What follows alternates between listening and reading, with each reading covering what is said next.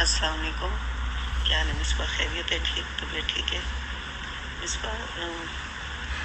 اگر گھر کو باہر کوئی ہوئے تو بڑے سسرال والے وہ اتنی اندن جر ویلے انہوں نے گھر تو اپنا ہے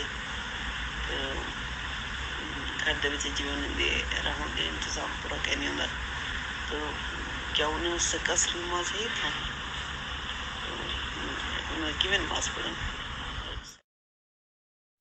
وعلیکم السلام ورحمۃ اللہ. مما جانی اللہ تو کو سلامت رکھے. تے معاملہ یہ ہے کہ این حوالے نال مختلف اقوال ہیں علماء دے.